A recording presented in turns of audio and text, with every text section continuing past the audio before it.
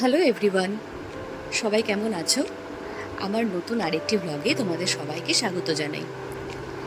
আমি বরাবরই চাইনিজ খেতে খুব ভালোবাসি, তাই সুযোগ পেলেই পছন্দ মতন যে কোনো ডিশ বানিয়ে নিই।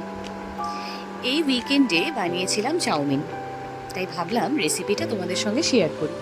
প্রথমে কড়াইতে জল দিয়ে তাতে একটু নুন আর একটু সাদা তেল দিয়ে জলটাকে ফুটিয়ে নেব।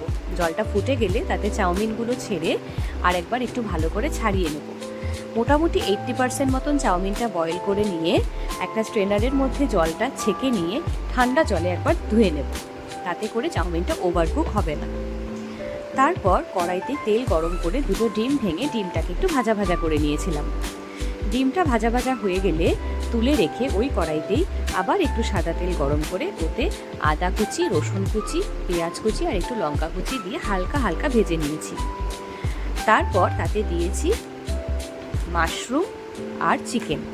মাশরুম আর চিকেনটাকেও খুব ছোট ছোট করে কুচি কুচি করে নিয়ে কেটেছিলাম। আমার ঘরে অ্যাভেলেবেল ছিল তাই দিয়েছি, না দিলেও কোনো অসুবিধে নেই। তারপর একটা সস বানিয়েছি, তাতে দিয়েছি green chilli sauce, tomato sauce আর সয়া সস। সসটাকে একসঙ্গে মিশিয়ে একটু জল দিয়ে আলাদা করে রেখেছি। মাশরুম, চিকেন সব ভাজা হয়ে গেলে ওতে অ্যাড করেছি yellow bell pepper, red bell pepper, capsicum, গাজর আর একটু বাঁধাকপি কুচি। তারপর দিয়েছি মটরশুঁটি আর সুইট কর্ন। সব কিছুকে ভালো করে একবার হাই ফ্লেমে ভেজে নিয়েছি। ভাজা হয়ে গেলে তাতে যে সসটা তৈরি করে রেখেছিলাম সেটা অ্যাড করেছি আর একটু নুন অ্যাড করেছি। আবার সব কিছুকে ভালো করে একটু ভেজে নিয়ে তার মধ্যে দিয়েছি ভেজে রাখা ডিম।